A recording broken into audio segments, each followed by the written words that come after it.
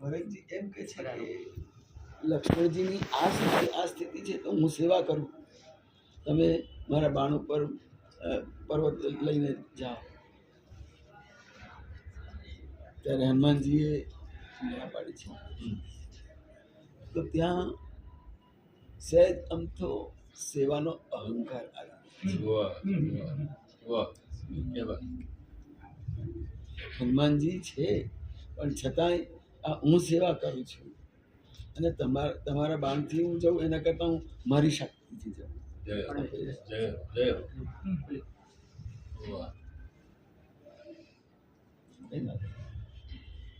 તો ત્યાં આગળ હનુમાનજી ભરતજીનું ચિંતન કરતા કરતા એટલે બાણને બદલે ભરતજીના નામની શક્તિ દ્વારા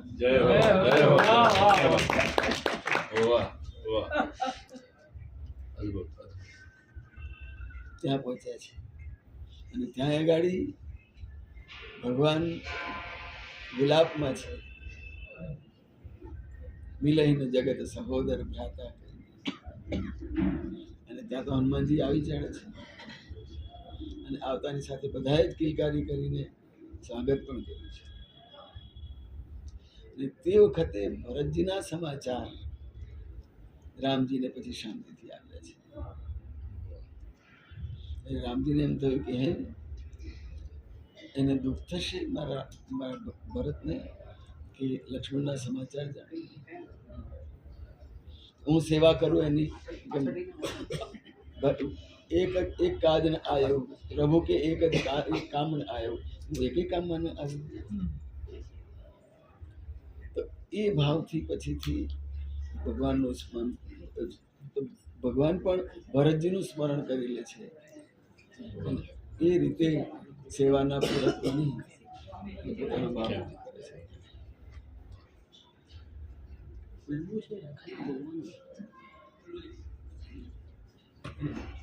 માનસમાં જ્યારે ભરતજી રામજીના ગયા પછી ને પિતાજીના સ્વધામ ગયા પછીથી અયોધ્યામાં પ્રવેશ કરે છે. ત્યારે કહું કચકો હોય ને પૂછે કહું ગવાઈ જોહાર. પણ પછી કઈ નંદિની શું તહી આવત જા, સમજજો કે ત્યાં કઈ નથી કહ્યું, પણ કઈની પુત્રી કહ્યું છે. તો પુત્રી શાબ કેમ કઈ ના કહ્યું, કઈ નંદિની કહ્યું છે. તો માં જેવી દીકરી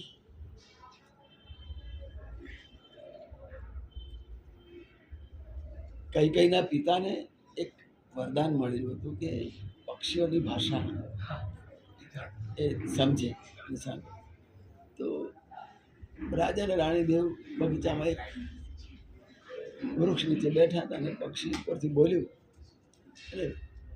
એટલે કઈ રાજા હસ્યા. તો રાણી કહે છે તમે શું હસ્યા? એની વાતો એના શબ્દો સાંભળીને મને કે શું કહ્યું, શું બોલ્યા? કે છે મને વરદાનની સાથે એક બંધન છે કે આ વાત કોઈને કહેવી પક્ષીઓ કે ના, તમારે કહેવી જ પડશે. મને જીદે ચડ્યા છે. તો કે છે કે એમાં મારું મૃત્યુ થશે એમ કહ્યું છે, બીજો વચન નહીં ભંગ કરીશ. તો ભલે થાય પણ તમારે મને કહેવું જ પડશે. તો એ સ્વભાવ કઈકઈમાં આવ્યો છે. અને કઈકઈ મારા દશરથજીને એવા હેરાન કર્યા છે કે એને પ્રાણ ગયા છે. તમારે મને વરદાન આપવું જ પડશે. હજી 8:30.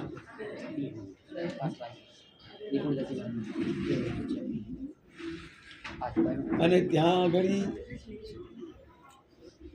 સૂર્યવંશી એનાથી કમળ ખીલ્યા અને કઈકઈને શરદ ચંદિની કહી કે ચંદ્ર ઉગે એટલે કમળ બીજે છે અને સૂર્ય ઉગે તો કમળ ખીચી લે. તો કઈ કે વરદાન માગીને રઘુવંશનું કમળ પીળાઈ નાખે છે. કવિ છે ભરતજી, કમળને ખીલવવા વાળા છે, પણ કઈ કહીએ એને મૂંઝાય. એટલો સરસ ભાવ છે.